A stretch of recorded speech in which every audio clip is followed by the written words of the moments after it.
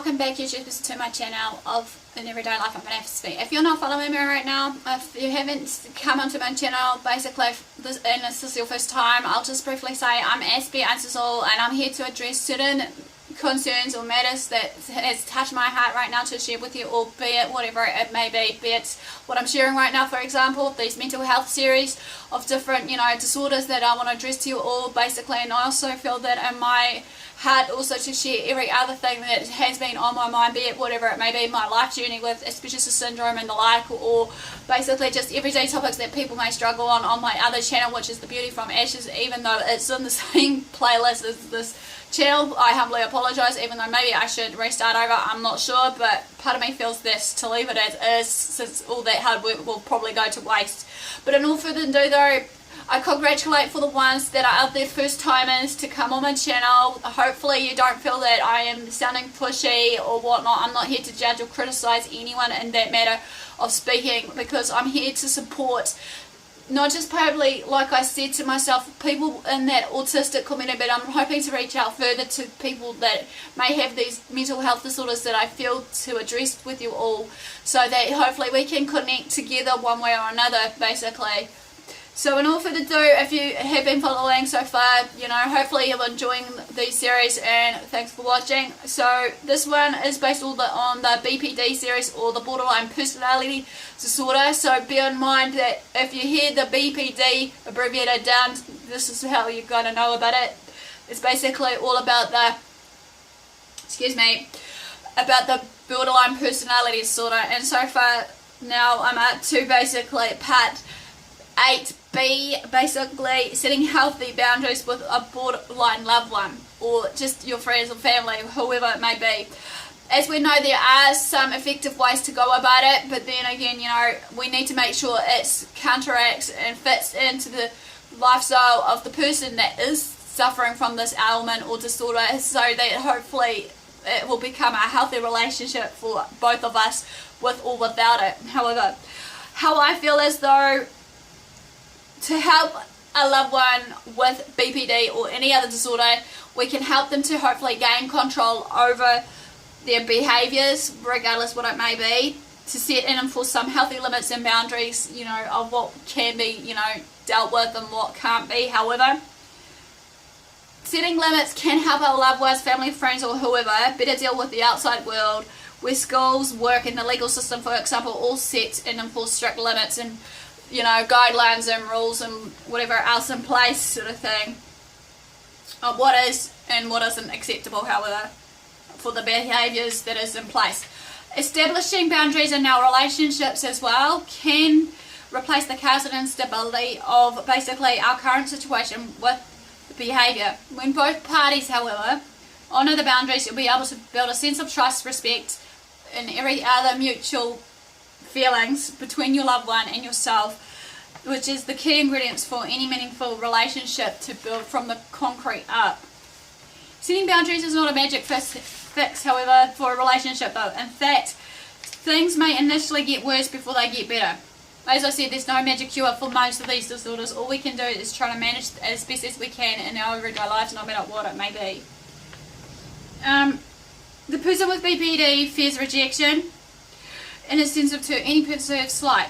Okay, this means that if you've never set boundaries in your relationship before, your loved one is likely to react badly when you start. If you back down in the face of your loved one's rage or abuse, you're only reinforcing his or negative feelings or behaviour, and the cycle will continue. But remaining firm and standing by your decisions can be empowering to you, beneficial to your loved one, and ultimately will transform your relationship. It's a matter of time, patience and everything else that we need to re-establish here though, however. Okay, to question you in this part also is, how can we set healthy boundary limits, or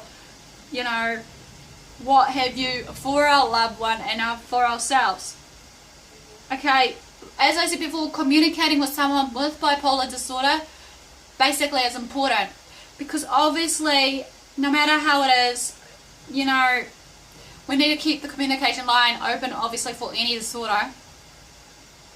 But talking to your loved one about boundaries, however, at a time when you're both calm and not in the heat and movement will obviously go further and whatnot. Decide what behaviour will and will not tolerate from your loved one and make those expectations clear. For example, you may tell the borderline sufferer, if you can't talk to me without screaming abuse at me, I will walk out. You can make an ultimatum to hopefully maybe see if they will actually change their way of thinking and actions to that, but that's over time.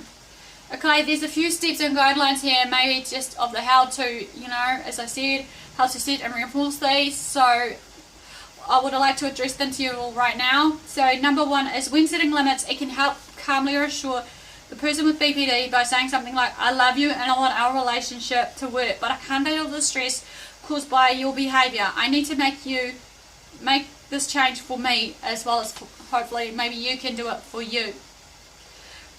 Number two, everyone in the family needs to be in agreement on the boundaries that you have set for that BPD sufferer and how to enforce the consequences if they are totally ignored, however. This is real crucial.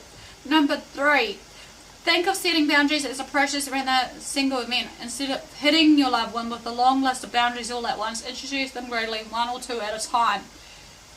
Number four, avoid the threats and ultimatums that you can't follow through on. As in human nature, as we know, your loved one will inevitably test the limits you have set in place.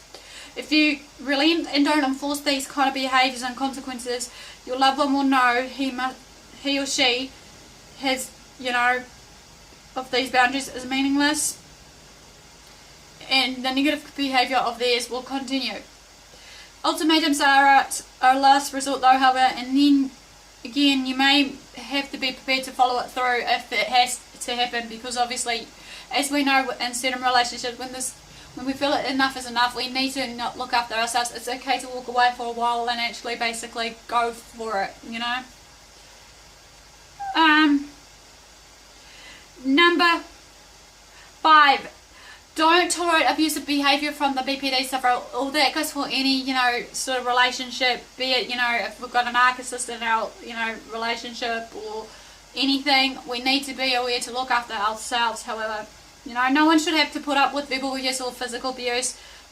Just remember, because your loved one's behaviour is the real result of the personality disorder, it doesn't make the behaviour any less real or any less damaging to you or any of other family members that are trying to help you and support you and the BPD sufferer.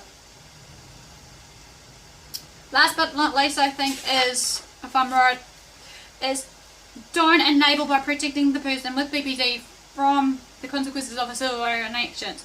If you've tried and failed and your loved one won't respect the boundaries and continues to make you feel unsafe, then you may need to walk and leave them. It doesn't mean you don't love the person with BPD, but your self-care should always take first priority, not hopefully just to keep pleasing your partner with BPD and the like. Well, basically that ends part 8A, basically of setting boundaries for a healthy relationship with them, knowing your limits and whatnot. Give me the thumbs up for support and encouragement, basically, to show that you're engaging with me. Also engage with me by commenting below anything that I may feel I have, not shared so far. It will be good. Basically, like I said, I'm trying to reach out as much as I can right now to the ones that I feel to reach out. Feel free to follow me on Twitter and Facebook on AspieAnswersAll, basically.